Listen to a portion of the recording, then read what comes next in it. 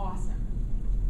One of the things I think we struggle with in this club is when somebody is introduced and that clapping from the time that they leave their seats until the time they actually get up here. As members of this club, we know when we're going to be called upon for the most part. We know when our turn is up. We should have written a few lines and given to our Toastmaster and had an opportunity to get ourselves up here so that we don't have those awkward moments of silence.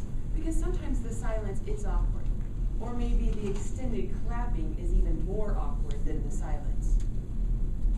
As you saw when I knew that Connie was going to call on me, I jumped out of my chair and I came and stood up here. And I waited patiently for her to finish.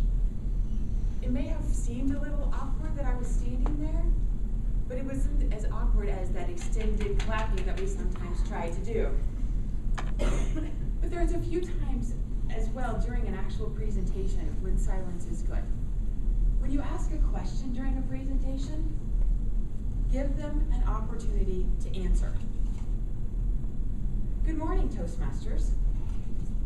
Good morning. Good morning. Sometimes that extended silence will get a few responses. You have to give people a chance, an opportunity to actually respond.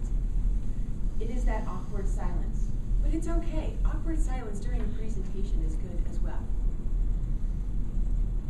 After a presentation, there should be maybe a few moments of awkward silence when you say, "Are there any questions?" Sometimes they just stare at you. Sometimes they're thinking, "Are you done already? Are you done yet? I really gotta go." But then there's always that time too where somebody really has a question. And if you give them that opportunity to actually ask the question, that silence will break somebody down and say, "I've got a question." If you've ever done an online presentation, they're probably one of the hardest things to do. You don't actually get to see the people's faces, but you are giving this presentation. And at the end, or even during the presentation, you say, "Are there any questions?" If you give them 5 seconds to come up with a question, you're going to get no questions.